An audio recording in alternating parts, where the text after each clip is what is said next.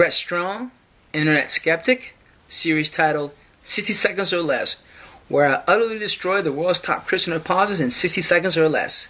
Up next will be Frank Turek. He has a book titled I Don't Have Enough Faith to Be an Atheist. My response is, well, I'm not claiming to be an atheist, but my response is, I don't have enough faith to be a Bible-believing Christian, Frank Turek. Let me give you my reasons, Frank Turek. Let's look at the Old Testament. In the beginning of the Old Testament, we have fallen angels coming down to earth and mating with women, having sex with women, and their kids are giants. I don't have enough faith, Frank Turek, to believe that first of all, that there's such a thing as fallen angels from heaven, and then come to earth and have sex with women, and their kids become giants. I don't have enough faith to believe that. Wow, fallen angels coming to earth, having crazy wild sex with women, and their kids become giants. I mean, that's a cool story. It's like Twilight, fanciful, erotic story, but come on, definitely not believable. Come on, Frank. As I've said before, as we all know, like Shrek, the Old Testament has talking animals, a talking snake and a talking donkey, talking to humans, debating them in Hebrew, trying to fake them out verbally. I mean, come on. To believe talking snakes and donkeys having perfect conversations with humans, debating them in perfect Hebrew, to believe that, I would have to believe Shrek was true.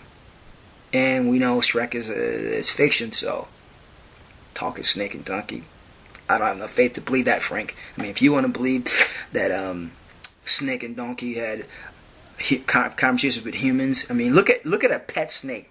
Look at a donkey in the field and say, 4, 5, 6,000 years ago, these things, a snake and a donkey had conversations with people in perfect Hebrew, and they were very intellectual, and they had a conversation and debated people and fooled some. Come on, I don't have enough faith to believe that, Frank Turek, but if you do, let's continue.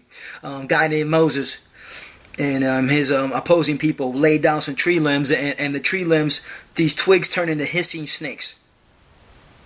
It's in the Bible, Old Testament. Moses and his opposing people had some sticks, some twigs, laid them down, and they turned into hissing snakes. And Moses' twig that turned a snake ate the other people's twigs that turned into snakes. I mean, and Frank Turek, I don't have enough faith to believe that tree limbs. I mean, go outside and grab a tree limb and say, oh yeah, man, back in the day, man, these tree limbs turned into real snakes and ate one another. I mean, Frank Turek, I don't have enough faith to believe that. Let's look at Israel in the desert for 40 years. So that manna came from heaven for 40 years. For 40 years, manna came from heaven and fed the people of Israel. I mean, can you imagine for 40 years, pancakes and eggs coming from the heavens for 40 years? Feeding an entire nation, over 1 million people, 2-3 million people. Pancakes and eggs falling from the sky for 40 years, feeding an entire nation. I mean, to believe manna came from heaven for 40 years, it's akin to me believing that, hey man, somehow, some way, miraculously, pancakes and eggs came from heaven for 40 years and fed an entire nation. For 40, am I supposed to believe that, Frank Turek? I don't have enough faith. Let's continue on. Here's one. A guy lives in the belly of a fish for 3 days. I mean, Frank Turek, how can a guy live in a belly for 3 days in a fish and not get dissolved by stomach acids? I mean, first of all, in the belly, how do you breathe in this locked place of a belly? And how do you not get dissolved by stomach acid? Wow, I don't have enough faith, Frank Turek, to believe that some guy was in the belly of a fish and didn't get dissolved by stomach acid of the fish. I don't have enough faith to believe that guy came out and like, hey, yeah, I'm okay, wiped off the slimy stuff and went back to doing what he had to do. I mean, I don't have enough faith to believe that. Let's look at 2 Kings 2:11. A chariot and horses appeared out of thin air. 2 Kings 2:11. A chariot and horses appeared out of thin air. And get this, not only did a chariot pulled by horses appear out of thin air, but they're both on fire. So out of thin air, wham! Here comes a chariot on fire, pulled by horses on fire. Out of thin air. And right after that, a guy is taken up into the cosmos through a tornado. A tornado hit. So out of thin air, bam, here comes a chariot out of thin air and horses out of thin air. They're all on fire. The chariot and horses on fire. And right after that, man, a whirlwind, a tornado comes and takes a guy into outer space. and then the chariot and horses disappear out of sight. I mean, Frank Turek, I don't have enough faith to believe that. I mean, that's just the Old Testament. Now, if you look at the New Testament, Frank, come on. Here, this hypothetical Christian God impregnates a 12-year-old girl, or a 13-year-old girl, or a 14-year-old girl. I mean, that's kind of odd.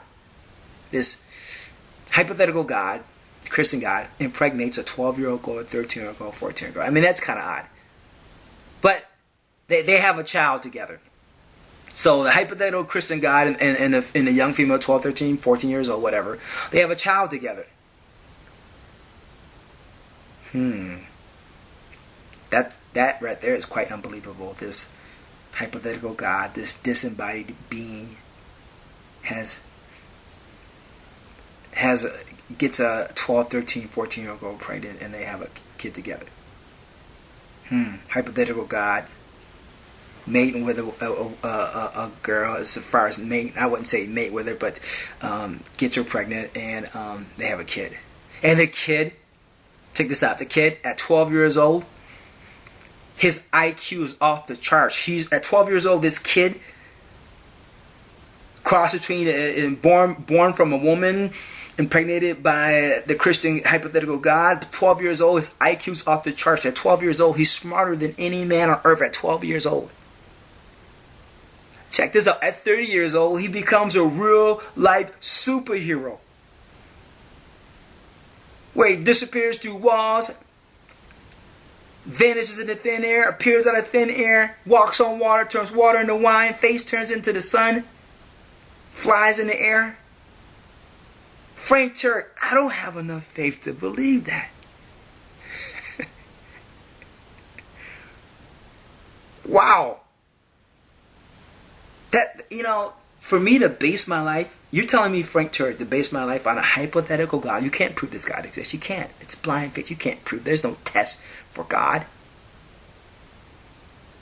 So you're telling me to base my entire life on a hypothetical God and his hypothetical superhero son. Wow.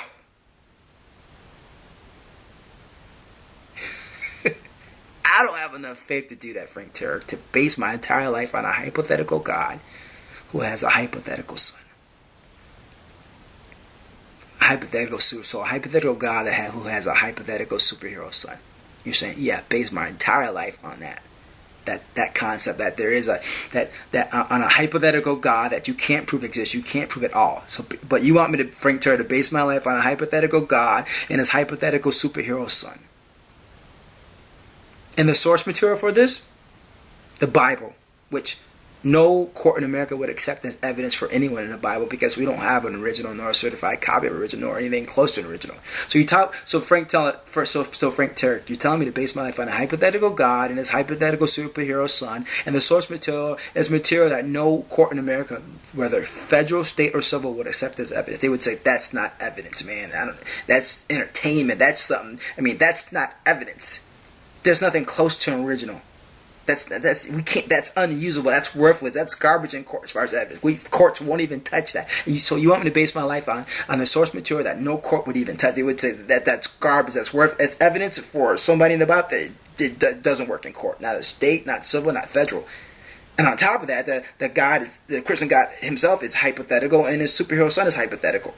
And you want me to base their life upon that? I mean, I don't have enough faith, Frank, to do that. But if you do, more power to you. You seem like a great guy. You're a great family man. much respect to you and your family. Thanks for serving the country. I think you said you was in the Navy, so thanks for serving the country.